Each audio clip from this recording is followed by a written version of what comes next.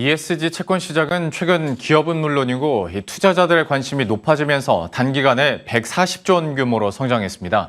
하지만 알고 보니 발행 대부분이 한국주택금융공사가 발행한 주택저당증권 MBS인 것으로 나타났는데요. 규모만 보고 투자자들이 자칫 잘못된 판단을 내릴 수 있다는 지적이 나옵니다. 김혜수 기자입니다. 환경과 사회, 지배구조 개선을 위한 자금을 조달하기 위해 발행하는 ESG 채권.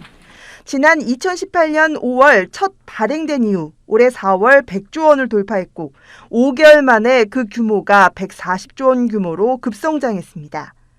이렇게 단시간에 채권 발행 규모가 크게 성장할 수 있었던 건 ESG가 경영화두로 떠오르면서 기업의 발행 수요가 늘고 투자자들 역시 큰 관심을 가진 결과로 풀이됩니다. 하지만 급격히 성장한 배경의 이면을 자세히 들여다보면 얘기가 달라집니다. ESG 채권에서 80%의 비중을 사회적 채권이 차지하고 있는 상황인데 사회적 채권에서 차지하는 주택저당증권, MBS 비율이 60% 중반에서 80%에 이르고 있습니다.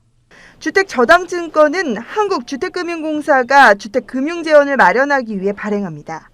그런데 이 증권이 사회적 이득 창출을 위한 용도로 발행되는 사회적 채권으로 분류되면서 시장 전체의 규모를 키우고 있다는 겁니다. 투자자 입장에선 시장 규모만 보고 자칫 잘못된 판단을 내릴 수 있습니다.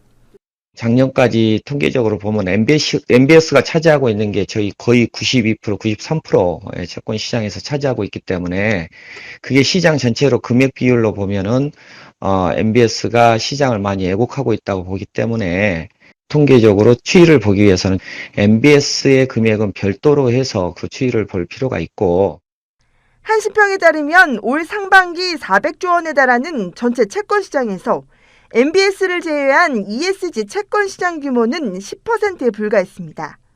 일본이 30%, 유럽 60%, 호주, 캐나다 70%인 것과 비교하면 낮은 수준입니다.